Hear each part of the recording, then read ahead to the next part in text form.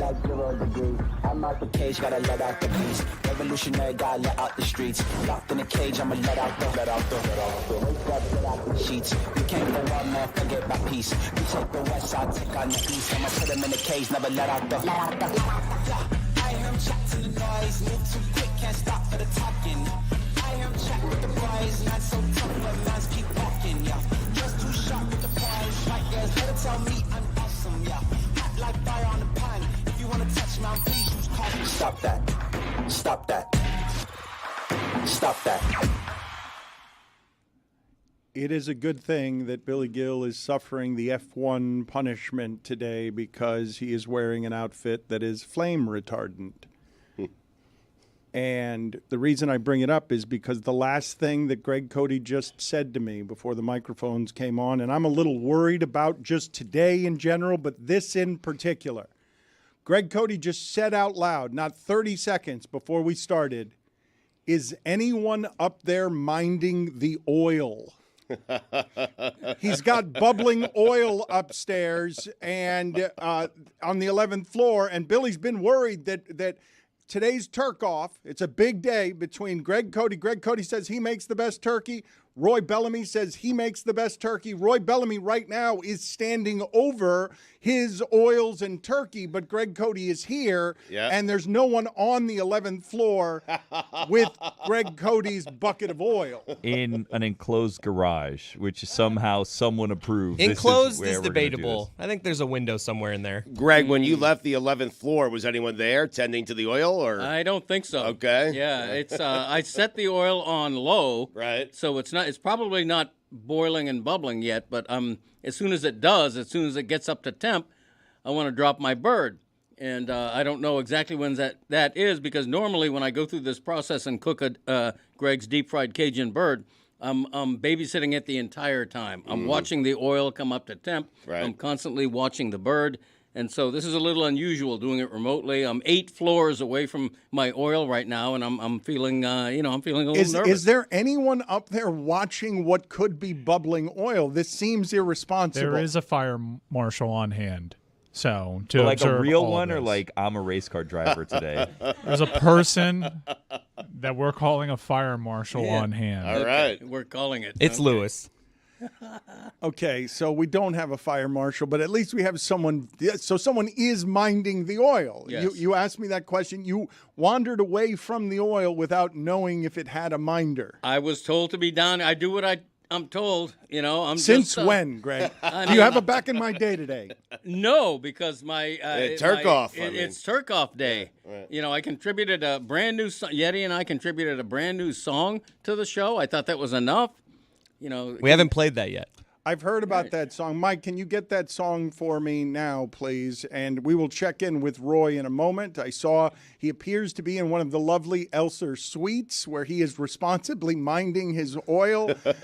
Greg Cody, we're going to have to send Greg Cody up to make sure everything's okay with his oil, and probably send a cameraman with him. Roy doesn't have oil, just so you know. I was going to say, why do you keep referring to Roy's oil? Mm-hmm. He's doing the classic oven roasted turkey. Okay, my fault. I thought the Turk Off was fried turkeys against each other. No, I'm sorry for not knowing. These O are versus O, oil versus oven. Right, Roy? Nice chatting with you. You threw it to Roy? He was on the TV. I thought he was listening. Oven versus oil, O versus O. It's like that's a way to promote it, Debate as old as time. That's right. Thank you, Billy. Roy, can you indeed hear us from that suite in that room that Greg Cody was not supposed to throw it to because he is not a professional broadcaster? Old versus odd. Roy? You guys. I can hear you guys. You guys are chopping right now and coming in and out, just like I chopped the shallots for my turkey. So you're coming in and out right now. So, but we are halfway through the cooking process right now. If you want, I can show you. Yeah, let's see this bad boy. Before I baste it. Well, Let's see hold the on. bird. But hold on. There needs to be a little. Hold on. There needs to be a little. Okay. There needs to be a little tease. Foreplay? Yeah, you don't want to go just straight to the Turk Off. You want to slow it down, lubricate the surroundings. Can you tell me, Roy, how confident you are that you're going to be able to defeat Greg Cody in this Turk Off? Well, right now I am at 70% because I'm not using my normal turkey. I'm using a store-bought turkey right now that was already brined. Did you, like, so catch I it had to yourself? Cut down my brine time in half. No, I did not catch it myself. No, I go to an actual butcher for my actual turkey. So, fortunately, I wasn't able to do that. And Why I kinda not? tweaked the recipe a little bit Tweak the because it recipe. was last minute. You guys just thrusted me into this Turk Off. I'm Man, sorry. there's been a lot of excuses I mean, headed you into had this Turk weeks. Off. Like, you had weeks. I don't understand. Thanksgiving was like 5 weeks ago. You had weeks. We talked about this weeks ago. Like, look, this is what I know, and I can say this without dilution. Weeks? What I will say without dilution is, since we first talked about the Turk Off to now, you had plenty of time to go to the butcher and get a turkey. No. First of all, I must have missed those meetings because I was told about this 1 week ago. And that's why That sounds like a week. No, Plenty not of enough time, time. though. Not enough enough time to get a turkey in a By week. the way, all of this was an answer to the question. What am I, a miracle worker? I can't get you a turkey in a week. 70% right now. Put it on the poll, please, Juju at Le Batard Show. Is 1 week enough time to get a single turkey? He said that like he gotcha. Yeah, he really did. I didn't have multiple weeks. Here's I had a single week. Here's an impossible timeline. A week. It seems like 1 day would be plenty of No, time. no, this is like the equivalent of the Mission Impossible movies. When I think of how hard, the degree of difficulty, this is the hardest thing we've ever asked Roy to do. Get a turkey within a week. In Roy's defense, we don't know where the butcher is. He coaches the Knicks. Hey. I can just imagine we're gonna need to find a turkey in a week. I got a guy. I want you guys to And understand. it's gonna cost you. I asked Roy the question how confident he was. That's what we got as an answer without ever getting, and No, I'm the answer was unconfident. 70%, Dan. 70% It's was a the terrible answer. Here's Yeah. here's Greg's song. I'm fading you down. A week to get a turkey.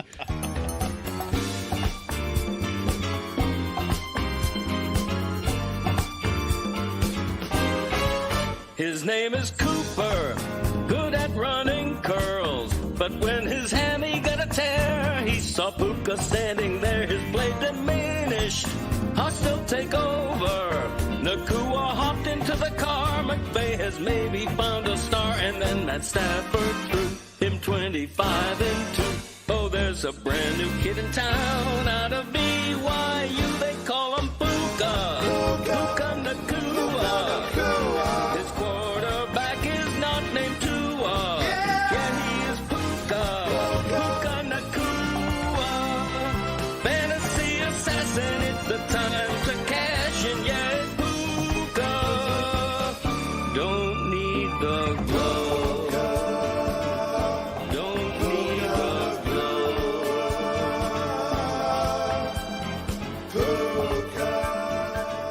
His quarterback is not named Tua. Yeah, rhymes with Nakua. Yeah. What are you gonna do? Toe tapper. Yeah, Yeti Blanc, by the way, a genius. How many takes did he have me do to get that song just right? Especially Who are you asking? on BYU alone. I had to no. Right. He's like, no, don't go BYU, go BYU. And, you know, it's just. But you were asking us as if we knew. You I were know. there. You did it. I you know he's a Right. perfectionist. Thank you, Yeti, for that.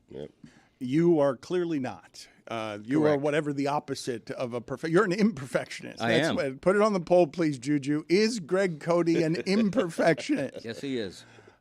Go ahead and get out of here. Take the camera person with you and get us a shot of you and the boiling oil. And how confident are you that you're going to be able to defeat Roy in the first annual Turk Off? Well, I heard a lot of excuses from my worthy challenger, and I don't play that. I don't play that game. I'm 100% confident. Made a series of excuses before we went to Roy. I've done this a million times. The bird, I have about a 95% success rate with Greg's deep fried Cajun bird. We're going to jack it up to 96% right now. Nice. Thank you. Are you going to be barefoot when you do it? Yeah, it's a tradition. When I drop the oil, I will be. Yeah, The bird just in when the I oil. drop the oil. Right. Yeah. Did you go to your butcher to get the turkey? No.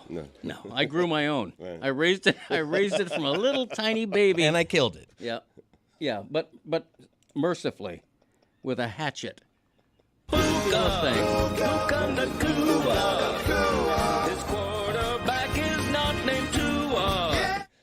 So you beheaded a turkey. Yeah. Mercifully. I'm just kidding. I bought it at an unnamed. It was done local for market. him. Who are going to be the judges on the Turk Off? Who Our are bellies. everyone? It's everyone's bellies. Are we voting? We're going to vote for whoever it is produced the best turkey. I'm not confident in Roy right now. I'm confident. Well, And Roy's not confident in Roy right now. The judging of this contest is going to be pretty straightforward. We didn't overthink that. We're going to watch two dudes Turk off, and then afterwards we're going to taste it. Now, there's only 6 of us here.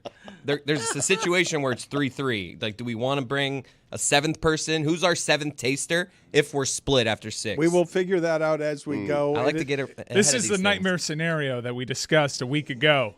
Hopefully it doesn't come to that, Chris. There really is no plan B if there's a tie. My dad threatened the will if I didn't vote for him, by the way. I did nothing of the kind. He does that a although lot, I would have if doesn't I he? thought of it. He does that a lot, doesn't he? Doesn't he threaten you does. with who are you going to give the inheritance to if not to Chris? Charity?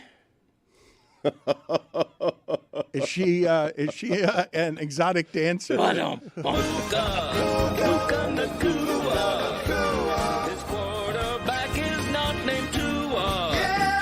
All right, should I head up? Yes, get out of here.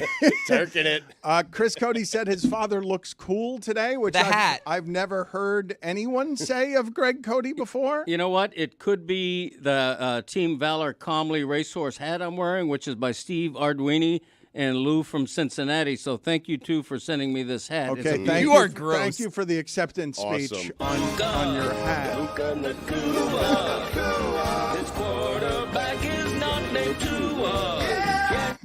So good. It is because it's so bad. Like it is. It's our wheelhouse. Can't right believe there. no one's thought of that. Our wheelhouse is how do we Gave a occup- 16-week heads up on this, and I was so worried over the 16 weeks that someone would come up with this idea. But no, lucky for us.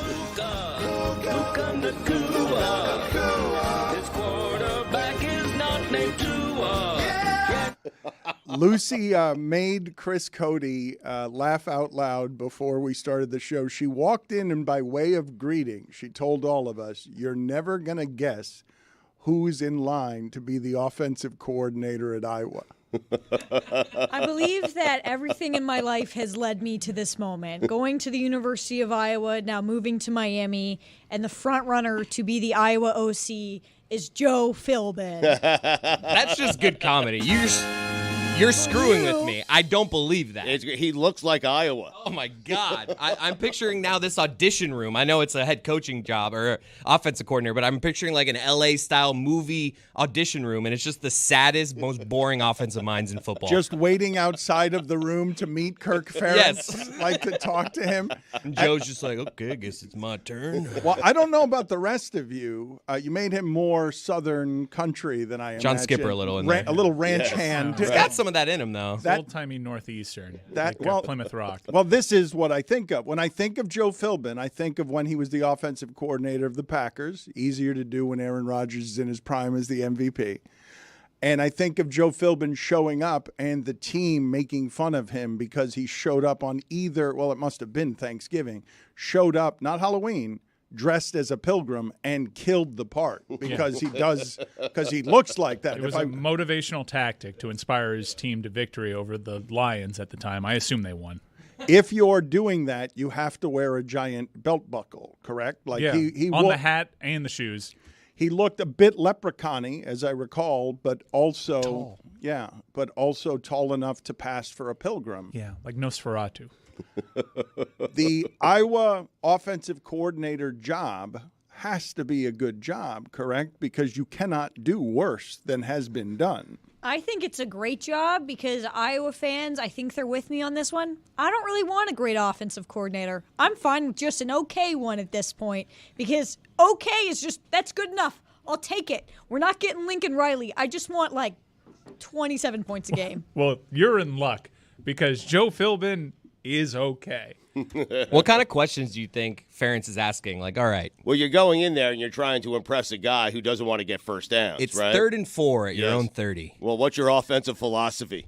3 yards at a time. Run the ball. You're hired. 4th and inches. Who's my punter? What do you think about punting on 3rd down? Billy, how do you feel right now about both your F1 outfit? That helmet was too heavy and tight for me. I was supposed to do that one, and I had to trade it out because the helmet doesn't fit, and I could not do a show where I wouldn't be able to hear you guys with a helmet that cannot fit. How are you feeling both about that and our Turk Off right now? I feel terrible about this decision, but, as someone who rules with an iron fist, I saw a punishment not being completed, so I took it upon myself to do it today. The helmet is very tight. It looks like your head's about to explode. It's horrible. I can't breathe very well. Had I known this, I probably would have worn contact lenses instead of glasses. I can't hear anything. My nose is stuffed, so I can't breathe through my nose. And also, as I told you guys last week, the universe was out to get me, and I haven't made amends yet, so my neck is still not in a good situation, and I didn't think about the weight of the helmet and my neck. So it's a bit of a struggle right now, but you know what? It's December. And punishments have to be paid off, so I'll do them if I have to. Have you thought about going visor down? No, I actually can't breathe with the visor down. I did try that, and I couldn't breathe, and I thought, we're going to die in a fire anyways. Let me not be a corpse when the fire So you'll put it down engulfs right us. as the fire starts, just as like, this is how I want to go. No, and also this protects me from absolutely no fire. Like, I will be burned alive in this suit. It's just plastic. It will melt onto my face and probably make my body unrecognizable. Maybe he should be the reporter out there with my dad. Yeah, you should be the fire marshal.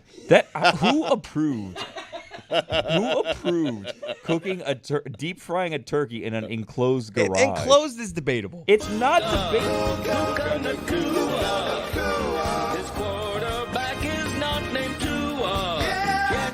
To my knowledge, this is a smoke-free building, which Stugotz breaks every single break. It's, again, an enclosed parking garage. Still standing. He's smoking. Yeah. But this is supposed to be a smoke-free building, but we're going to deep fry a turkey in a garage filled with cars? You sound sinusy because it's squeezing your face. I feel sinusy. The helmet is squeezing your face, and it's altering the way your voice sounds. Also, the acoustics from inside the helmet are making it known to the audio-only audience that you are clearly, that is the visor going Now down. the visor's down and the helmet is inside. Does this sound better or worse? Worse. Yes, Yeah. it Worse, sounds- but better. Well, here's my fear also is that the earpiece situation I have set up hurts. So I want to take off this helmet and the brakes, but I don't think I'm going to be able to get it back on successfully. It is very tight, and I simply couldn't do that because my face and my head are too big for that helmet. And so thank you for ruling with an iron fist, and thank you for your contributions to trying to make this show better. I am also afraid that this Turk Off isn't going to go the way that it was planned. Do you think we're going to have a payoff when? At the end of the hour? At the end of the show? I don't think Roy's turkey is going to be done until 6 p.m. Well, he started it around 7. Right. And I think it takes 3 hours. So we're looking at like a 11 a.m. done time for Roy, and my dad's going to drop his about an hour after that. His will be ready. Right. Would you guys be kind enough to really, I'd like as a group here to have sort of a team meeting. Can you explain to me how in Roy's head somewhere a week is not a long enough time on notice for him to be able to go get from a butcher a turkey? I mean, he's a busy guy. He has kids. He's got a family. He's got the hockey show. Sometimes.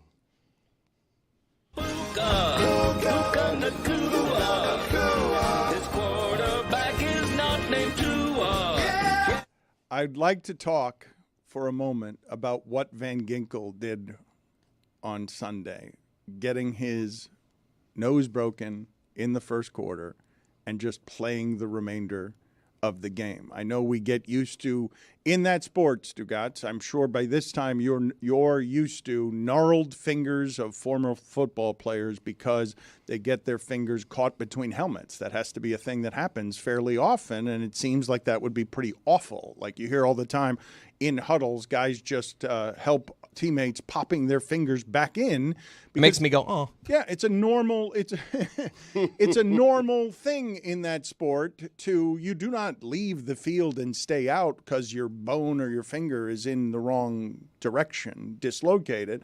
But I'm just asking all of you the practical effects of as Billy tries to do the show with a helmet on that is too tight. What do you imagine playing an NFL football game is like if you break your nose in the first quarter. I can't imagine what it's like if you didn't break your nose. I mean, It's an excellent point by you. You have to just breathe out of your mouth the whole game now? That's usually how it goes. Yeah. I mean, J.J. Watt played with a broken nose for 3 straight seasons at a Hall of Fame level. So Ben Ginkel's got some work to do. Everyone here would take the show off if they broke their nose. I think you're selling us short. Grid of death punishment, break a nose, finish the show?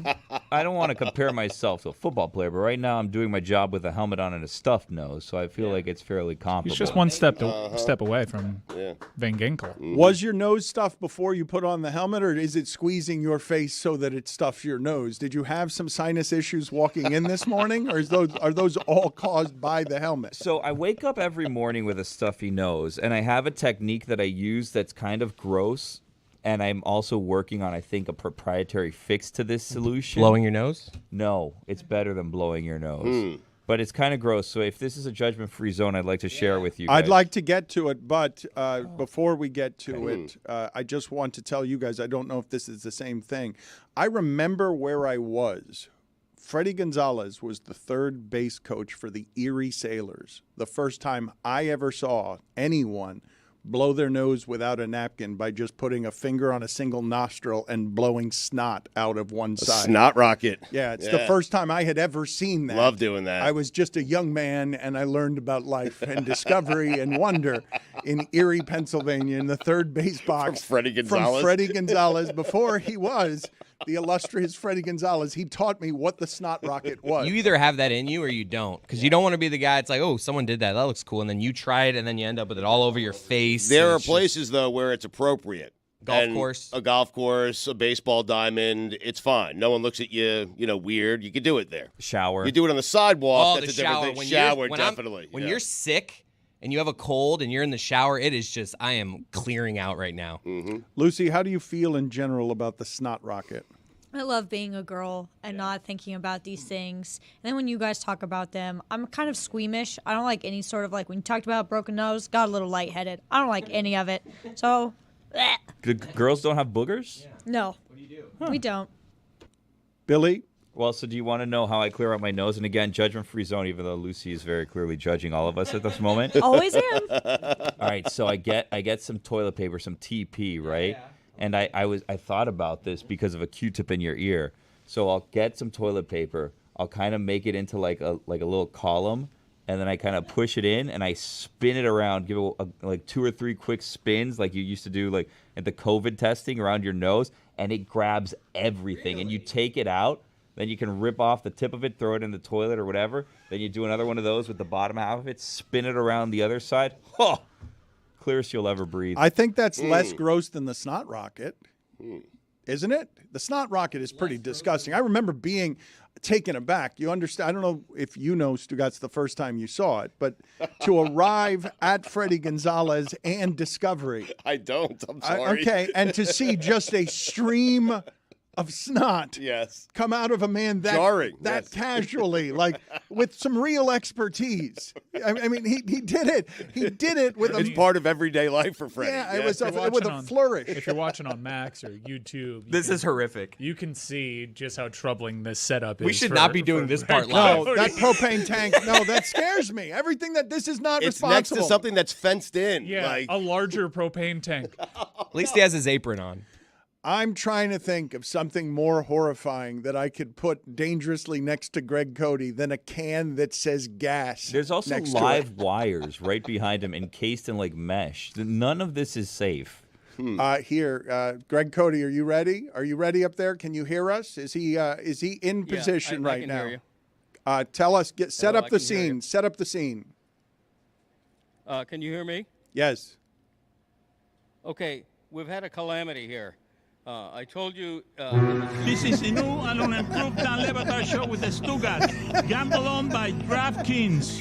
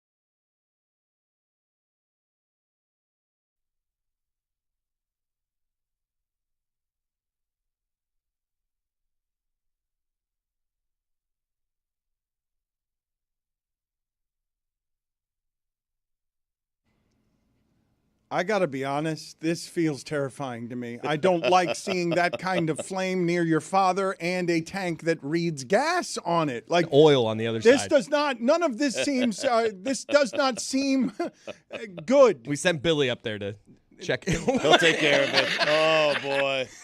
Oh, man. Expert. No, this is not good. It doesn't seem clean. None of this. Oh, is that going on the floor? Hold on. Oh, my God. Guys, it's going to be cleaned by the cooking process. Okay. Chris, how do you feel about your father here? You're laughing, but you're also scared. It's just honestly a little terrifying. I am confident because he's done this so many times, but usually he has a kitchen. But is the tank usually this We're close just by? looking at his ass. Right. I got to tell you, he's carrying himself like an expert. He is. I haven't Right now seen him he's this confident in a He's long dusting time. Yeah, season right He knows now. what he's doing. I mean, have faith. This is live. This can go wrong. You guys are in agreement with me that the propane tank, Lucy, you're the responsible one here. Does it not seem like it's too close to the oil, to the He's fire? lifting it. Oh my God, this could dear be bad. God. Right here. Dear God. Oh, okay, we made it. Done it Oh, and 1,000 he's sliding it times. now. No. Okay, I think we're good. No mitts, just foil on his hands. Are we sure? Wait, we should talk to him for this part. He's about to drop Yeah, it. yeah. Can we? Hold on, Dad. Greg, hold on. pause. Hold on, Greg. Hold on. Oh, he's taking his shoes Yes, off. he's got to take his shoes Can we off. mic him? Can we mic him? Mike, Greg, Cody, can you hear us? He's There we go. on the 11th floor of the garage. There are some remnants, some oil remnants. Same sort of thing you would see in a home where someone was cooking crack in foil. Greg, Cody, can you hear us? And do you have a microphone? Can you talk to us at the same time? Yes, there John, is that'll go. John Good job, Reed, John. always professional. Thank you, John Reed. Hello? Yeah, we can hear you. Yes, Yes. Greg, go ahead and give I us am the prepared. The bird is ready. Give us the I am play-by-play. prepared for the Go ceremonial ahead. dropping of the bird. Now, Dad, first let me just make sure you said before this that the oil was too hot when you left it there by itself. Are you sure the oil is not too hot now? Because that could be a problem. His headphones are off. Okay, somebody help him. Billy, get in He's there. frying a turkey. Billy, get in there and help him, please, because Billy's look like an F1 competence is not a strength under the best of circumstances with Cody. Billy, why don't you give us the play-by-play and perhaps interview him as he drops the turkey into the fryer and starts to compete with, of course, his headset doesn't work. The headphones are breaking. Yes. Yeah, we know. Yes. Okay, everything's all right. Can I drop the bird? The oil's not too hot, correct? We hope not. All right. We hope not. The oil look. I don't want to be this Yeah. close. Hold on. Billy, get away. You have a helmet on, Billy. I mean, He also, I didn't tell you this, but it's on a tiny ledge. This turkey. Ooh, you can hear it. oh yes. Yes, put the microphone close. What a to them. great sound. Nice and slow, Greg. Ooh. Can't believe Billy's this close to this. That's the biggest upset here. That cazuela looks like it's lived. Sound. That So gross. I That think we're cazuela good. has lived. That has cooked some things. There have been a lot of deaths inside of that. Okay, we don't want the oil to go up much higher. I think we're going to be fine. All right. The bird has dropped.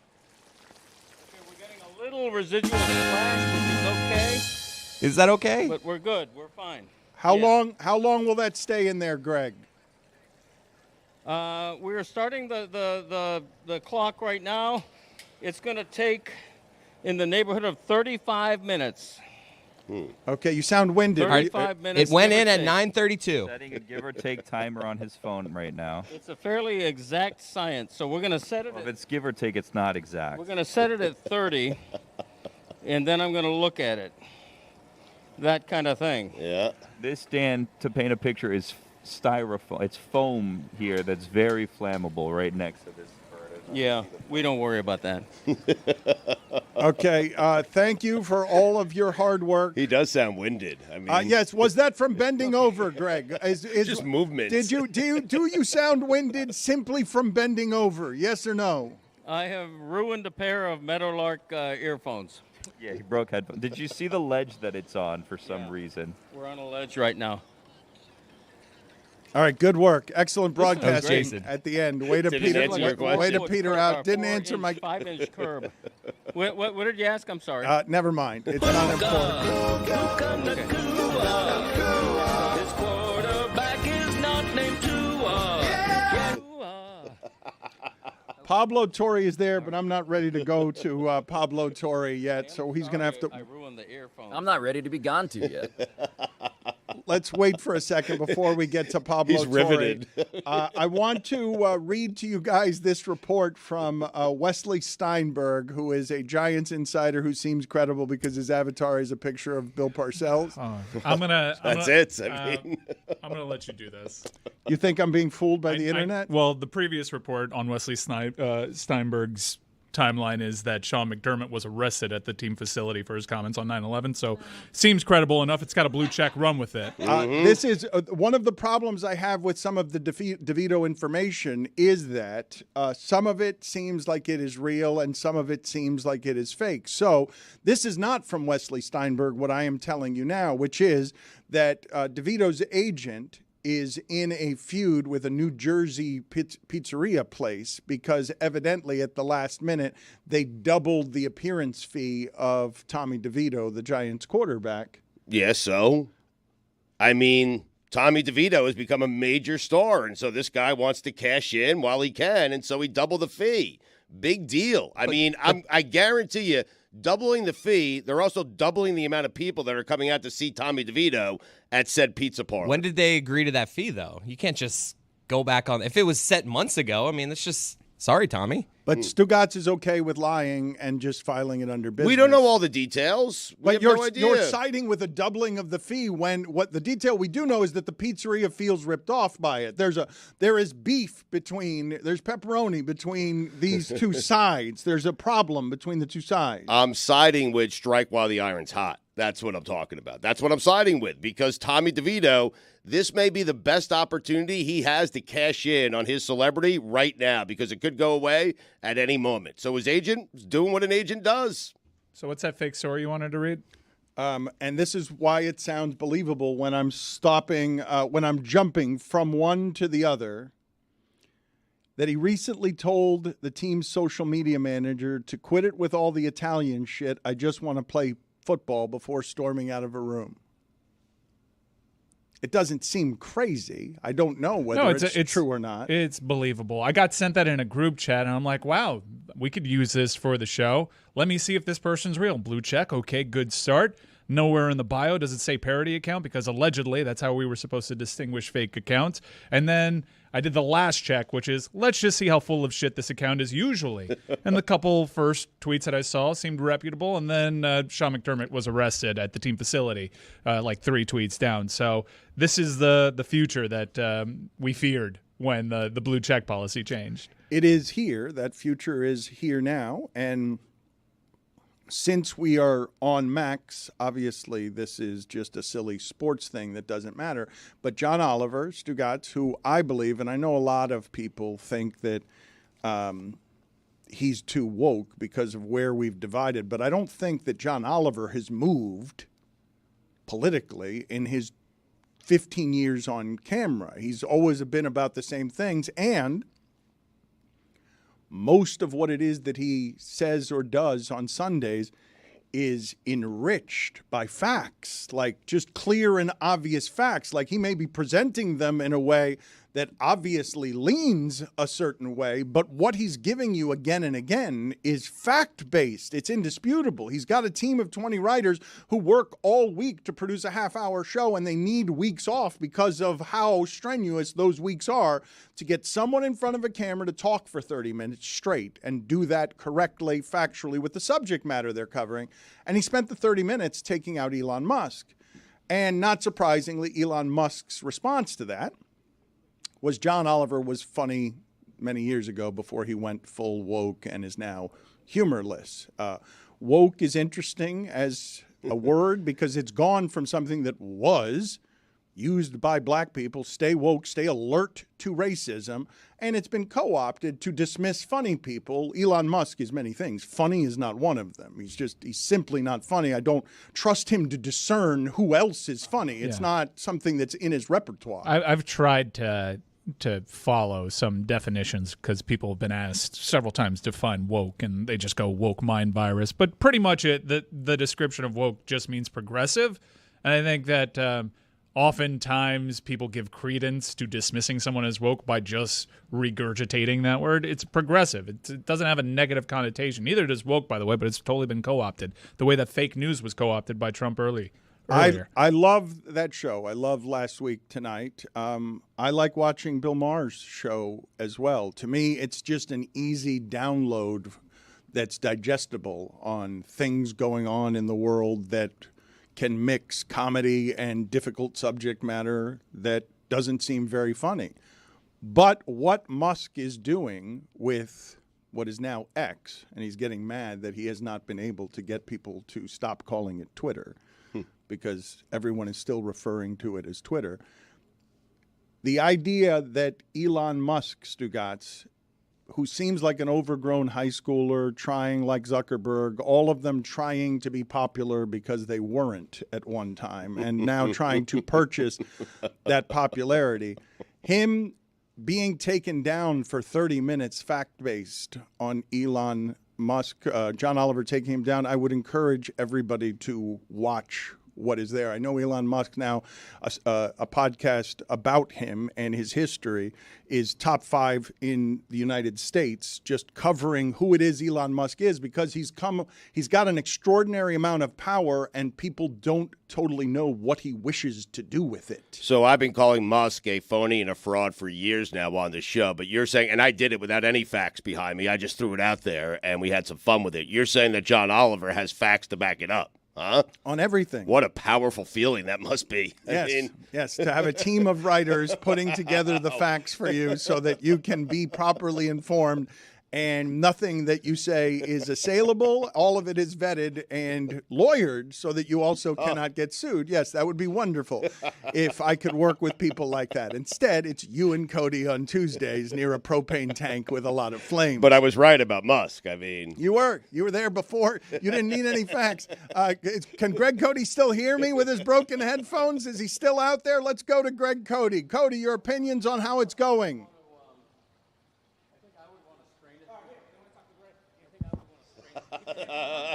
I want to hear him in his natural element. Yes. Greg Cody, yes.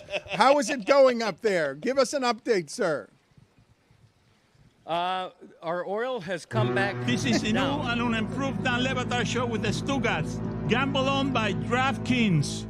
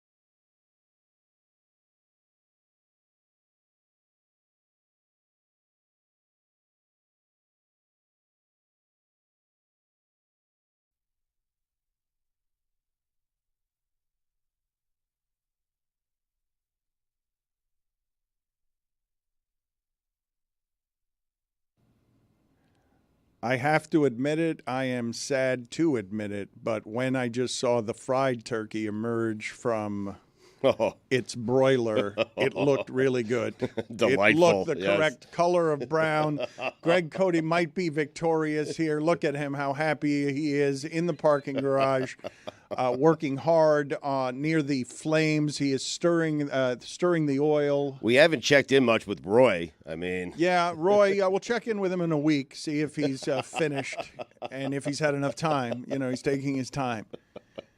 But before we do any of that, Pablo Torre joins us from New York, and I want to get his expert opinion here on some sound produced by Eric Adams, the mayor of New York. He seems a little bit loopy. He says a lot of funny things that are unintentionally funny, and here he is being asked a question about describing New York in one word. Mr. Mayor, we've come to the end of what was a very eventful 2023, right? So when you look at the totality of the year, if you had to describe it, and it's tough to do, in one word, what would that word be, and tell me why? New York. This is a place where every day you wake up, you could experience everything from a plane crashing into our trade center to a person who's celebrating a new business that's open. This is a very, very complicated city, and that's why it's the greatest city on the globe. An amazingly terrible answer.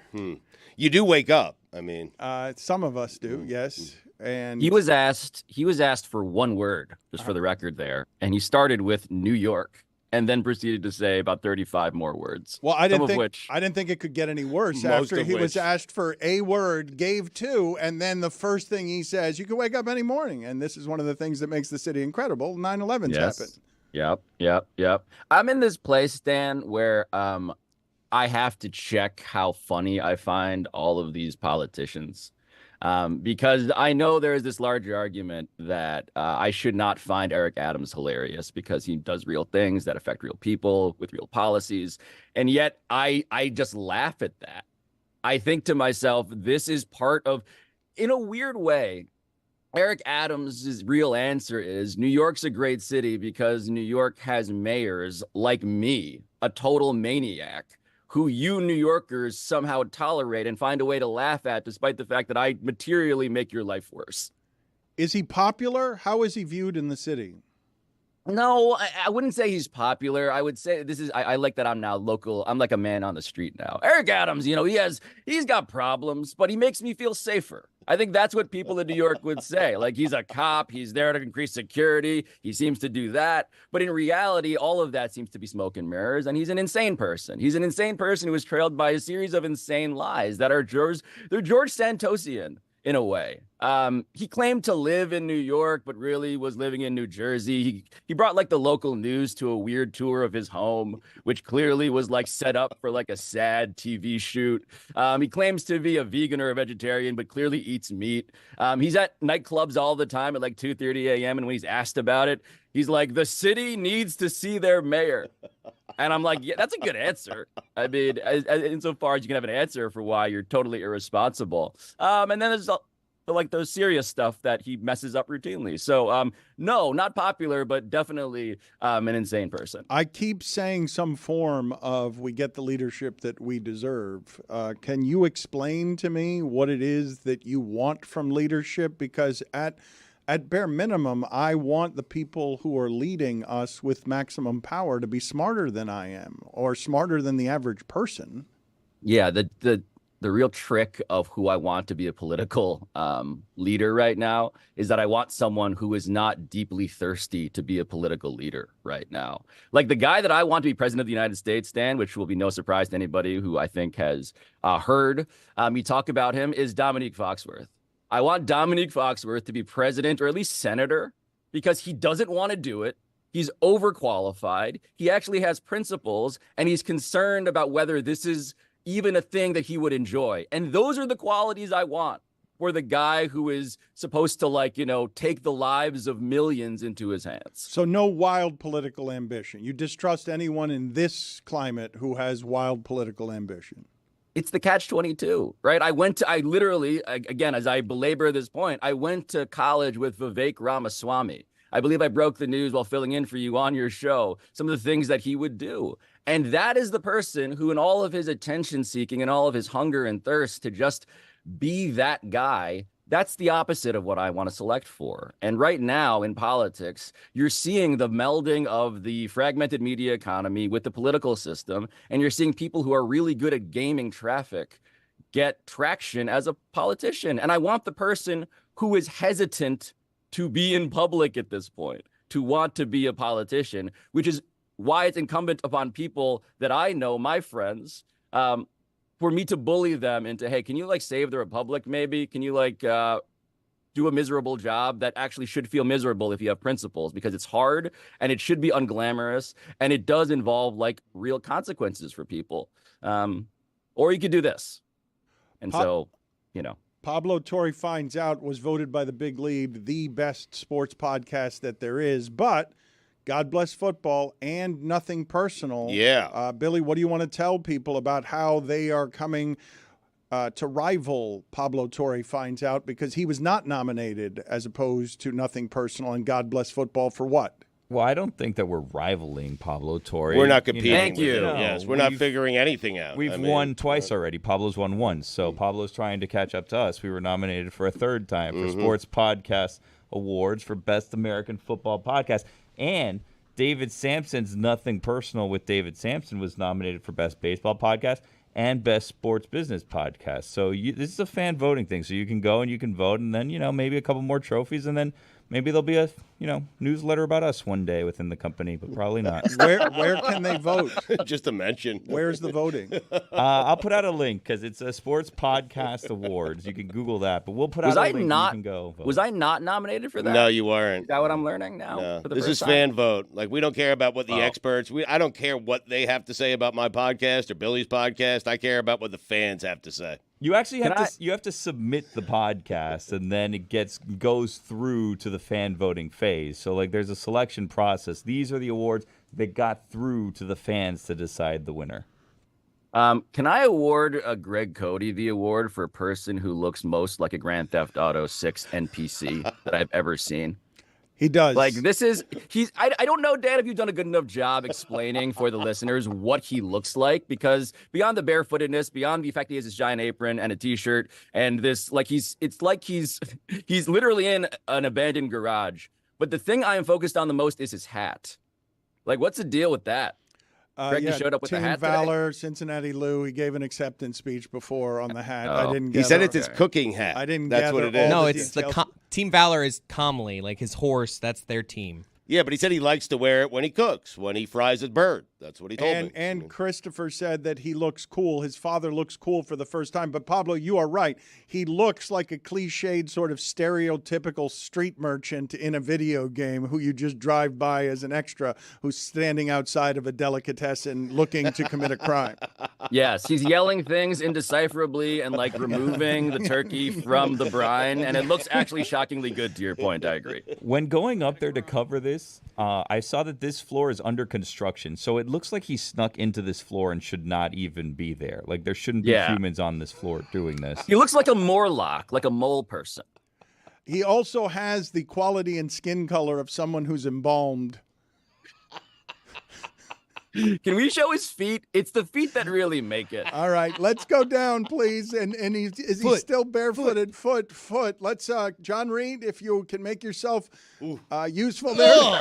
There it is, ladies and gentlemen. I've touched those feet. We encourage you, youtube.com/@Le Batard Show. Yeah! Is where it is that you find He our got it! YouTube offerings. Pablo Torre Finds Out is it's gotten very popular as a podcast. The quality is very good. Before we get to what it is you're doing on the next Pablo Torre Finds Out, what commentary do you have on what we were discussing about John Oliver and Elon Musk? Oh, yeah. It's that anybody who says the word woke unironically and has since like maybe 2020 is scamming you on the internet. Like, nobody who intends the word sincerely is saying it anymore because it's been co-opted in a way that lots of terms, by the way, Like, I think there are lots of terms that have been co-opted so successfully by the other side of things in bad faith ways that we should just stop using them. Like white privilege to me is like once a descriptive term that was useful, no longer, because it's just a conversation ender, because it connotes all of these things that people have campaigned on against. And so woke is that way. And the thing about John Oliver and Elon is that what makes me laugh the most is that what is most cutting, I think, to like the Elon simps is that John Oliver is just like, this guy isn't cool. The way that he described him in that piece was he looked like a more unfuckable version of Billy Zane's character in Titanic, which I think we can all appreciate. I have a child. Cody. What's on Pablo Torre finds out. That was, look, you mailed that one in, Chris. Like, that's one of your it's one of your signature phrases. Because there was an F word said, and Billy tapped me, and I thought Billy was tapping me to do Billy Zane, but he was like F word. And then so right before I said I have a child, I like looked over, I was like F word, but Dan wants me to talk right now, so I have to do I have a child. Is that better? Barely. The joke might have been that Billy Zane in this version did not have a child because of his unbleepable aspect. But I digress. I don't have a child. We have less than a minute left. Why should people find Pablo Torre Finds Out? Yeah, so today we have a sit-down interview with a guy that I've been obsessed with for a very long time, a guy whose name may ring a bell in your brain, and that guy is Smush Parker. And I've been thinking about Smush Parker because last Friday, there was this report that Shohei Ohtani was convinced to join the Dodgers because he got this posthumous message from the late, great Kobe Bryant. And it moved him, and it was the thing that closed the deal. And it's this mythology, I realized, about Kobe still, even more so now, in death than ever. And Smush Parker happens to be the one brave voice in NBA history, really, to have shared a backcourt with Kobe Bryant and said, quote, it was overrated. And Kobe Bryant has basically made fun of Smush Parker.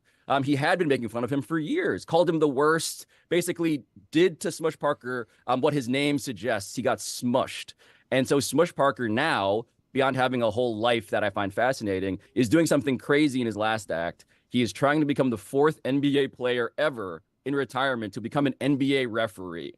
And so he is a guy who contains multitudes. He comes clean on all of the stuff about Kobe and beyond. He was at the Malice at the Palace. He was bringing up the ball at Auburn Hills when that was happening. He's like this Forrest Gump character, but he says things with a truth-telling aspect that you just don't hear elsewhere because he is like from the underclass. He is, metaphorically speaking, the guy next to Greg Cody under the bridge in the annals of NBA history.